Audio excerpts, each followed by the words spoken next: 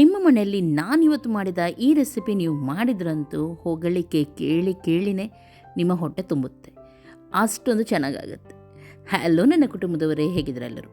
ಇವತ್ತು simple 2 recipe ನಾನು ತೊಗೊಂಡು ಬಂದಿದ್ದೀನಿ, ನಾನ್ ವೆಜ್ ರೆಸಿಪಿ. ಹಾಗಾಗಿ ನೀವು ಟ್ರೈ ಮಾಡಲೇಬೇಕು. ಅಬ್ಬಬ್ಬಾ, ಎಷ್ಟು ಚೆನ್ನಾಗಾಗುತ್ತೆ ಅಂದರೆ ಬೇಗನೆ ರೆಡಿ ಮಾಡೋಣ ಬನ್ನಿ. ಡಿಫ್ರೆಂಟ್ ರೀತಿಯಲ್ಲಿ ಚಿಕನ್ ಫ್ರೈ ಮಾಡ್ತಾಯಿದ್ದೀನಿ. ಅದಕ್ಕೆ ನಾನಿಲ್ಲಿ ಹಾಲನ್ನು ತೊಗೊಂಡಿದ್ದೀನಿ. 1 ಕಪ್ಪಷ್ಟು ಹಾಲನ್ನು ಹಾಕ್ತಾಯಿದ್ದೀನಿ. 2 ಚಮಚದಷ್ಟು ವೆನಿಗರನ್ನು ಹಾಕಿದ್ದಕ್ಕೆ ಒಣಮೆಣಸಿರುತ್ತೆ ನೋಡಿ, ಮಿಕ್ಸಿಯಲ್ಲಿ ಸ್ವಲ್ಪ ಅರ್ಧಂಬರ್ಧ ಗರ್ರ್ ಮಾಡಿ ಇದಕ್ಕೆ ಹಾಕ್ತಾಯಿದ್ದೀನಿ. 4 ಒಣಮೆಣಸು ಹಾಕಿದ್ದೀನಿ. ರುಚಿಗೆ ತಕ್ಕಷ್ಟು ಉಪ್ಪು, 1 ಟೇಬಲ್ ಸ್ಪೂನ್ ಅಷ್ಟು ಪೆಪ್ಪರ್ ಪೌಡರ್, ಪಿಂಚಷ್ಟು ಬೇಕಿಂಗ್ ಸೋಡಾ ಹಾಕಿದ್ದೀನಿ, ಜಾಸ್ತಿ ಹಾಕಬೇಡಿ. ಅದರೊಂದಿಗೆ ಅರಶಿನ ಪೌಡರ್, ಜಿಂಜರ್ ಗಾರ್ಲಿಕ್ ಪೇಸ್ಟ್ 1 ಚಮಚದಷ್ಟು ಹಾಕಿ, ಕ್ರೀಮ್ ಚೀಸನ್ನು ಹಾಕಿದ್ದೀನಿ. ಇದ್ರೆ ಹಾಕಿ, ಇಲ್ಲದ್ರೆ ಸ್ಕಿಪ್ ಮಾಡ್ಬೋದು. 1 ಮೊಟ್ಟೆಯನ್ನು ಹೊಡಿತಾ ಇದ್ದೀನಿ ಇದಕ್ಕೆ, ಹಾಗೂ ಸ್ವಲ್ಪ ಚಿಲ್ಲಿ ಪೌಡ್ರನ್ನು ಹಾಕೋಣ. ಅದರೊಂದಿಗೆ ಪಿಜ್ಜಾ ಸೀಸನರ್ ಕೂಡ ಹಾಕಿದ್ದೀನಿ. ಇದ್ರೆ ಹಾಕಿ, ಇಲ್ಲದ್ರೆ ಸ್ಕಿಪ್ ಮಾಡಿ, ಪರವಾಗಿಲ್ಲ. 2 ಪಿಂಚಷ್ಟು ಸಕ್ಕರೆ ಹುಡಿಯನ್ನು ಹಾಕಿದ್ದೀನಿ. ಚೆನ್ನಾಗಿ ಇದನ್ನು ಮಿಕ್ಸ್ ಮಾಡಿ. ಈ ರೀತಿ ನಾನಿಲ್ಲಿ ಇದಕ್ಕೆ 1.5 kg ಚಿಕನ್ ಥೈ ಪೀಸ್ ಇರುತ್ತೆ ನೋಡಿ, ಅದನ್ನು ತೊಗೊಂಡಿದ್ದೀನಿ. ಇದೆಲ್ಲ ಡಿಪ್ ಆಗಬೇಕು ನೋಡಿ, ಈ ರೀತಿ ಚಿಕನ್ ಥೈ ಪೀಸ್ ಅಂತ ಸಿಗುತ್ತೆ, ಅದನ್ನು ತೊಗೊಂಡಿದ್ದೀನಿ. ನೀವು ನಾರ್ಮಲ್ ಚಿಕನ್ ಕೂಡ ತೊಗೊಳ್ಬೋದು, ಏನಾಗೋದಿಲ್ಲ. ಇದನ್ನು ಚೆನ್ನಾಗಿ ಈ ರೀತಿ ಇದರಲ್ಲಿ ಮಿಕ್ಸ್ ಮಾಡಿ ಒಳ್ಳೆ ರೀತಿ ಮ್ಯಾರಿನೇಟ್ ಮಾಡಲು ಅಟ್ಲೀಸ್ಟ್ ಒಂದು 2 ಗಂಟೆ ಆದರೂ ಬಿಡಬೇಕು. ಈ ರೀತಿ ಡಿಪ್ ಆಗಬೇಕು. ಇದನ್ನು ಇವಾಗ ಫ್ರಿಜ್ಜಲ್ಲೇ ಇಟ್ಬಿಡೋಣ. ಇವಾಗ ಇನ್ನೊಂದು ರೆಸಿಪಿ ಕಡೆ ಹೋಗೋಣ. ಇಲ್ಲಿ ನಾನು ಚಿಕನ್ ಲೆಗ್ ಪೀಸ್ ತೊಗೊಂಡಿದ್ದೀನಿ. ಅರಿಶಿನ ಪೌಡರ್, ಪೆಪ್ಪರ್ ಪೌಡರ್, ರುಚಿಗೆ ತಕ್ಕಷ್ಟು ಉಪ್ಪು, ಆಮೇಲೆ ಸ್ವಲ್ಪ ಸೋಯಾ ಸಾಸನ್ನು ಹಾಕೋಣ. ವೆನಿಗರ್ ಸ್ವಲ್ಪ ಹಾಕೋಣ. ಇದಕ್ಕೆ ವೆನಿಗರ್ ಇಲ್ಲ ಅಂತಾದರೆ ಲಿಂಬೆ ರಸ ಕೂಡ ಹಾಕ್ಬೋದು. ಜಿಂಜರ್ ಗಾರ್ಲಿಕ್ ಪೇಸ್ಟನ್ನು ಹಾಕಿ ನೋಡಿ, ಈ ರೀತಿ ಮ್ಯಾರಿನೇಟ್ ಮಾಡಬೇಕು. ಪೆಪ್ಪರೆಲ್ಲ ನಾನು ಹಾಕಿದ್ದೀನಿ ನೋಡಿ, ನಮಗೆ ಖಾರ ಎಷ್ಟು ಬೇಕು ಆ ರೀತಿ ಹಾಕಿದ್ದೀನಿ. ಇದನ್ನು ಕೂಡ ಇವಾಗ ಫ್ರಿಜ್ಜಲ್ಲಿ ಇಟ್ಟುಬಿಡಿ. ಇದೆಲ್ಲ ಏನು ಜಾಸ್ತಿ ಹೊತ್ತು ಮ್ಯಾರಿನೇಷನ್ಗೆ ಇಡಬೇಕಂತ ಇಲ್ಲ, ನಿಮಗೆ ರಪಕ್ಕಾಗೆ ಮಾಡಲಿಕ್ಕಿದ್ರೂ ಮಾಡ್ಬೋದು. ನಾನೊಂದು 1/2 ಅವರ್ 1 ಅವರ್ ಫ್ರಿಜ್ಜಲ್ಲಿ ಇಟ್ಬಿಡ್ತೀನಿ. ಇವಾಗ ಫಸ್ಟಿಗೆ ನಾವು ಒಂದು ಚಿಕನ್ನು ಮ್ಯಾರಿನೇಟ್ ಮಾಡಲಿಕ್ಕೆ ಇಟ್ಟಿದ್ವಿ ನೋಡಿ, ಅದಕ್ಕೆ ಡಿಪ್ ಬೇಕಲ್ವಾ.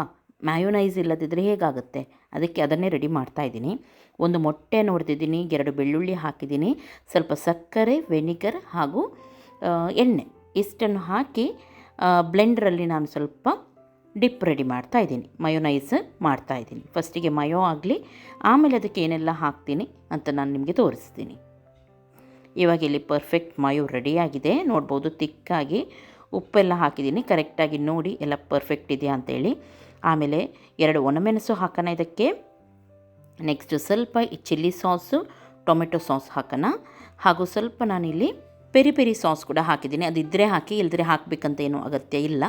ಓಕೆ, ಚೆನ್ನಾಗಿದ್ದನ್ನು ಇವಾಗ ಬ್ಲೆಂಡ್ರಲ್ಲಿ ಮಿಕ್ಸ್ ಮಾಡಿ. ಈ ರೀತಿ ನೋಡಿ ಎಷ್ಟು ಚೆನ್ನಾಗಾಗುತ್ತೆ ಅಂದರೆ ಈ ಮಯೋ, ಒಮ್ಮೆ ನೀವು ಟ್ರೈ ಮಾಡಿ ನೋಡಿ.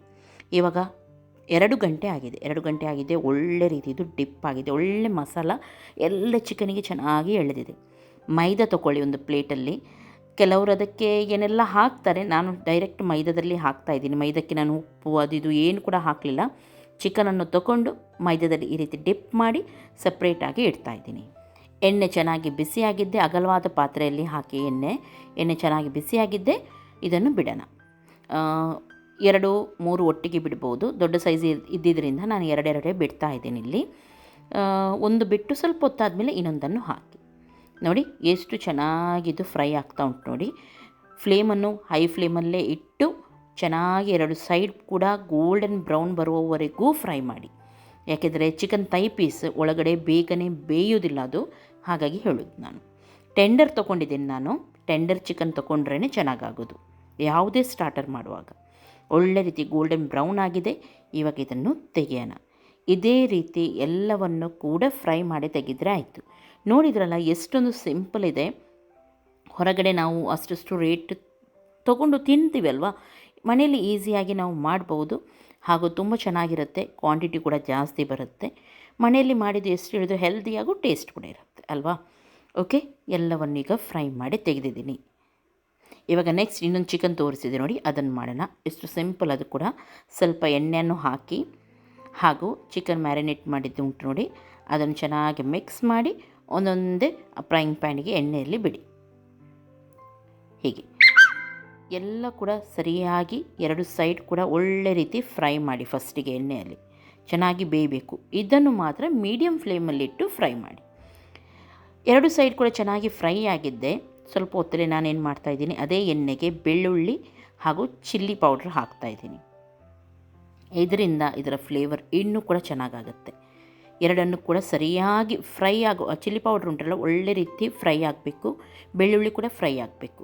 ಆಮೇಲೆ ಅದಕ್ಕೆ ಟೊಮೆಟೊ ಸಾಸನ್ನು ಹಾಕಿ, ಸ್ವಲ್ಪ ಹಾಕಿ, ಟೊಮೆಟೊ ಸಾಸ್ ಓವರ್ ಸಿಹಿ ಚೆನ್ನಾಗಾಗೋದಿಲ್ಲ, ಸ್ವಲ್ಪ ಹಾಕಿ.